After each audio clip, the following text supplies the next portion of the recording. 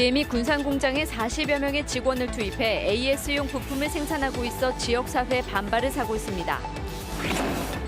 농촌 총각들의 국제결혼 사기 피해가 잇따르고 있지만 구제받을 길은 막막하기만 합니다. 남원 의료원을 국립중앙의료원 분원으로 만들기 위한 노력이 이어지고 있지만 가야 할 길은 멀어 보입니다. 제99회 전국체전과 제38회 전국장애인체전을 밝혀줄 성화가 도내 14개 시군 990km에 이르는 대장정에 올랐습니다. 여러분 안녕하십니까? JTB 8시 뉴스입니다. 지난 5월에 폐쇄된 GM 군산 공장이 지난달부터 일부 시설을 가동하고 있는 것으로 확인됐습니다. 지역사회가 공장 폐쇄로 엄청난 고통을 겪는 상황이어서 논란이 커지고 있습니다. 김진형 기자의 보도입니다. 지난 5월 폐쇄된 GM 군산 공장입니다. GM은 폐쇄 당시 경영 위기에 처한 한국 GM을 살리기 위한 불가피한 조치라고 밝혔습니다. 그런데 GM 군산 공장이 AS 부품 공급을 명분으로 폐쇄된 지 넉 달 만에 부분 가동에 들어갔습니다. 40명의 근로자들이 하루 8시간씩 근무하며 부품을 만들고 있습니다. 8년간 필요한 고객들한테 제공을 하기 위해서 현재 어쩔 수 없이 진행을 하는 거지. 한국 GM 군산 공장 폐쇄로 2,000명이 넘는 근로자들이 일자리를 잃고 40여 곳의 협력업체가 무너지는 등 지역 경제는 심각한 위기에 놓였습니다. 군산시는 공장 폐쇄로 엄청난 고통을 겪고 있는 시민들을 우롱하는 처사라며 배신감을 감추지 못하고 있습니다. 이런 부분들이 말하자면은 군산 시민들로부터 그다음 대한민국 국민들한테 GM의 이런 속성들이 여기서 드러났다고 생각을 한다. 근데 제가 그렇게 항의는 했습니다만 사실은 시민사회단체들은 근로자 정리해고는 군산 공장의 완전한 폐쇄를 전제로 한 것이기 때문에 공장을 부분 가동함으로써 정리해고의 효력을 상실했다고 주장하고 있습니다. 직장 폐쇄가 아니고 지금 다시 영업을 재개한 상태에서 한 행위들은 모두 부당행위니까 전원 복직을 해야 된다는 것이 제 주장입니다.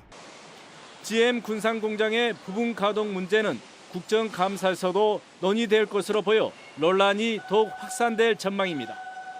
JTB 뉴스 김진영입니다. 전주 농산물 도매시장 이전 문제에 대해서 전주시가 갈팡질팡하고 있습니다. 지금까지 용역을 3번이나 하고도 뚜렷한 방향을 잡지 못하고 있습니다. 하원호 기자가 보도합니다. 지난 93년에 건립된 전주 농산물 도매시장입니다. 지난달 나온 용역에서는 농산물 도매시장을 항공대 부근으로 옮기는 게 타당하다는 조사 결과가 나왔습니다. 항공대 부근 주민들에 대한 수건 사업으로 도매시장을 옮기겠다는 것입니다. 지역 주민들은 농산물 도매시장이 옮겨가면 송천동 상권이 무너진다며 반발하고 있습니다. 상가까지 합치면 한 500명가량 이 종사를 먹고 살아오고 있습니다. 그분들 대책을 참 염려가 되고요, 저체. 전주시는 지난 2012년 전주 안주 통합을 논의하는 과정에서 도매시장을 옮기기 위한 용역을 실시했습니다. 2015년에는 시설 현대화를 위한 용역을 하는 등 지금까지 3차례나 용역을 실시했습니다. 모두 도매시장의 시장 기능에 대한 문제점보다는 정치적인 원인에서 시작됐기 때문에 용역을 3차례나 하고도 아무 결론을 내지 못했습니다. 총선 전이라든지 전주 안주 통합이라든지 큰 사업 거래가 있을 때 농산물 시장은 핫 지역, 뜨거운 그런 어떤 딜의 어떤 조건이 되어서 하는 것들은 조금 전주시가 행정에 있어서 무원칙이고. 전주시는 농산물 도매시장 이전이 타당하다는 용역 결과가 나왔지만 당장 내년에 어떻게 하겠다는 뚜렷한 계획을 내놓지 못하고 있습니다.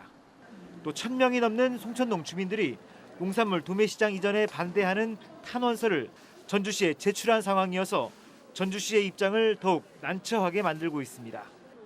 JTB 뉴스 하원호입니다. 벤처기업에 대한 지원과 일자리 창출 효과가 수도권에만 집중되고 있는 것으로 나타났습니다.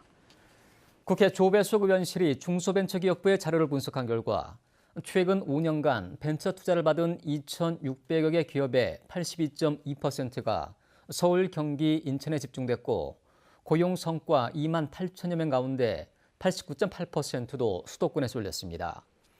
조배석 의원은 정부의 모태펀드 등 벤처 투자 대책이 수도권과 지역의 불균형을 가속화하고 있다며 지역 균형 발전 차원에서 관련 정책을 면밀히 검토해야 한다고 강조했습니다.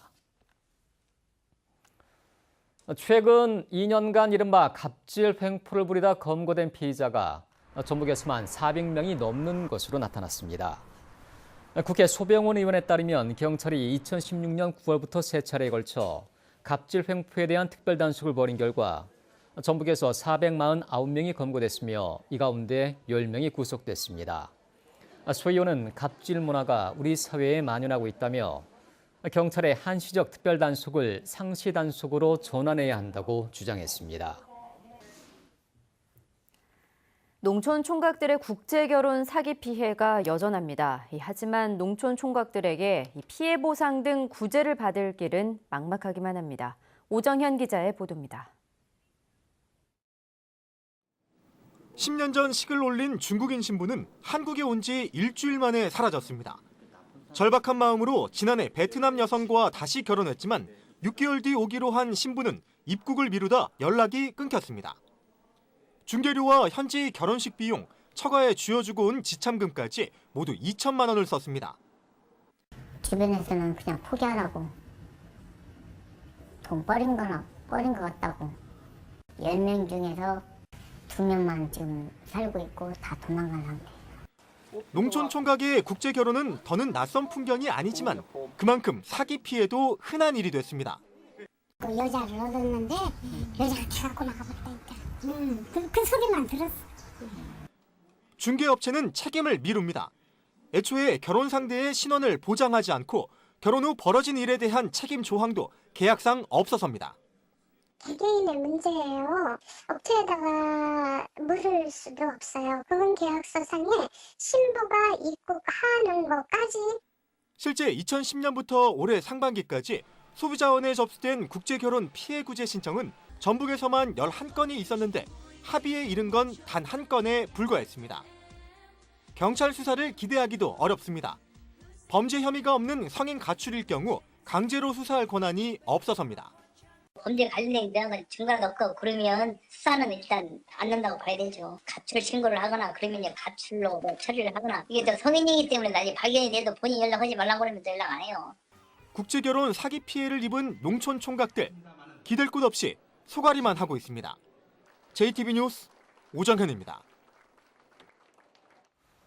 남원의 국립공공의료대학에 들어서면 남원의료원을 국립중앙의료원 분원으로 만들기 위한 노력이 이어지고 있습니다. 남원의료원의 시설과 의료진을 보강해서 의료 서비스 수준을 높이기 위해서인데요.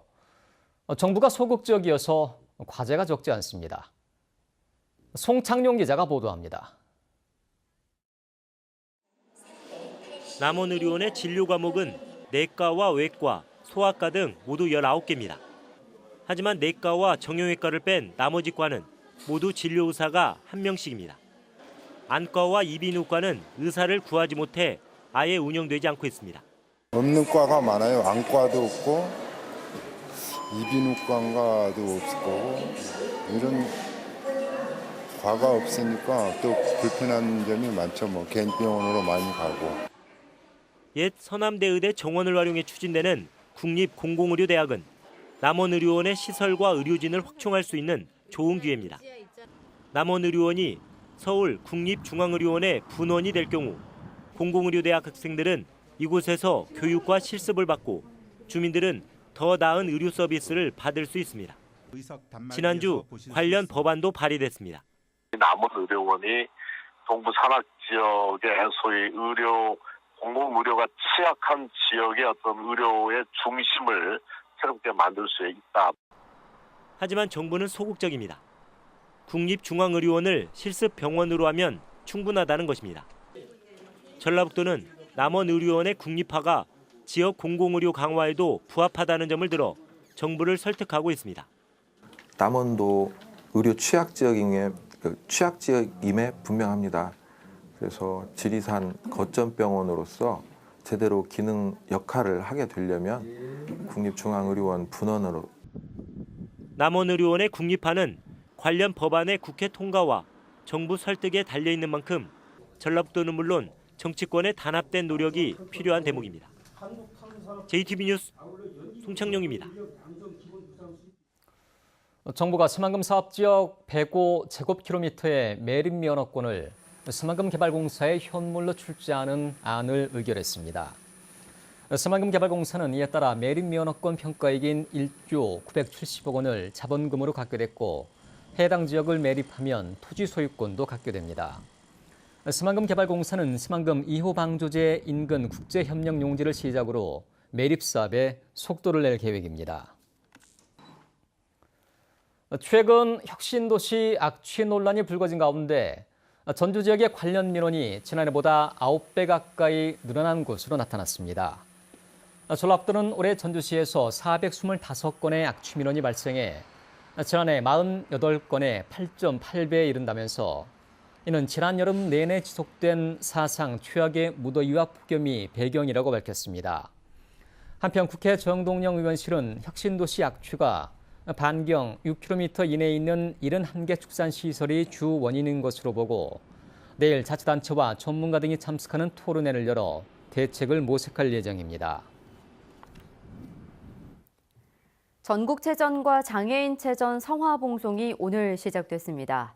나흘 동안 전북의 14개 시군, 99개 구간에서 봉송이 이어지는데요. 710명의 주자들이 대장정에 들어갔습니다. 정원익 기자입니다.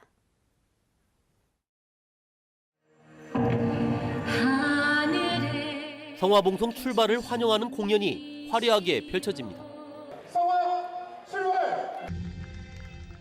전국체전과 장애인체전을 밝혀줄 성화가 첫 발을 내딛습니다.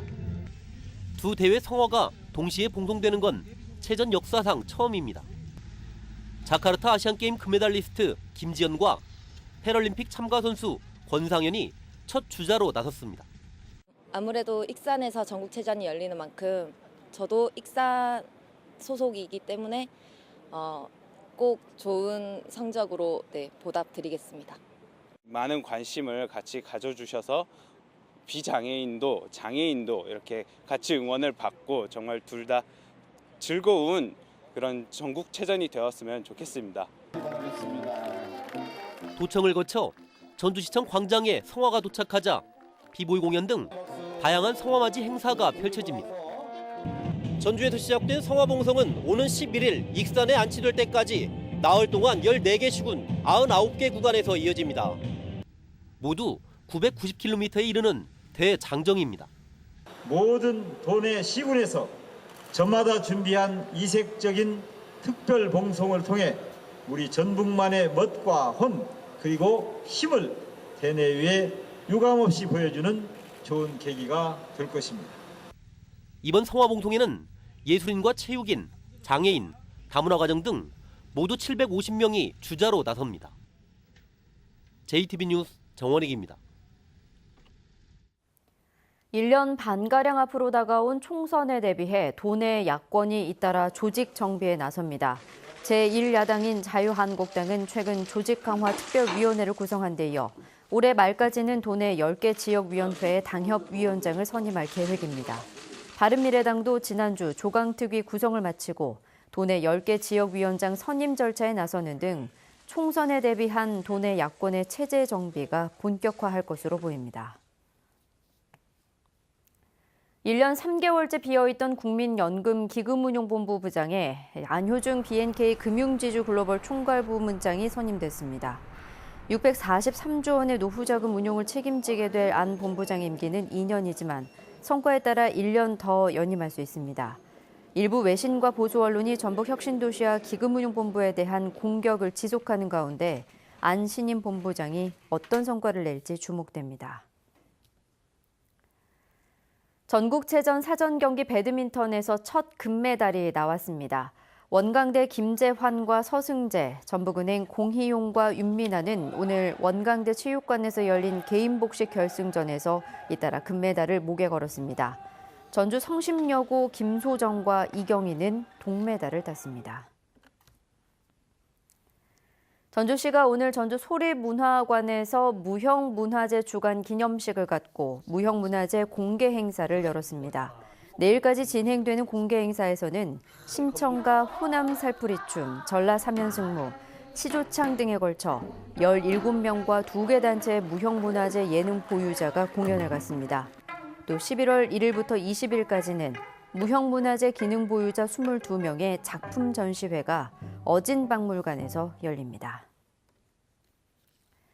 오늘 아침 7시쯤 임실군 신편명의 한 주택가에서 몸무게 7, 80kg가량의 멧돼지가 나타나 주민들이 놀라는 소동이 빚어졌습니다. 신고를 받고 출동한 경찰은 유해조수단의 도움으로 40여 분 만에 멧돼지를 사살했으며 멧돼지로 인한 별다른 피해는 발생하지 않았습니다. 경찰 간부가 해외 원정 도박을 한 정황이 포착돼 경찰이 내부 조사에 착수했습니다. 경찰청 내부비리 전담수사대는 정읍경찰서 소속 A 경감이 수년 동안 상습적으로 해외 원정 도박을 해온 것으로 보고 조사를 벌이고 있습니다. 경찰은 혐의가 확정되는 대로 A 경감을 징계 조치한다는 방침입니다. 전주지법 형사 6단독은 사문서 위조와 공갈 미수 등의 혐의로 기소된 51살 A씨에게 징역 5년을 선고하고 범행을 도운 A씨의 내연녀에게 벌금 500만 원을 선고했습니다.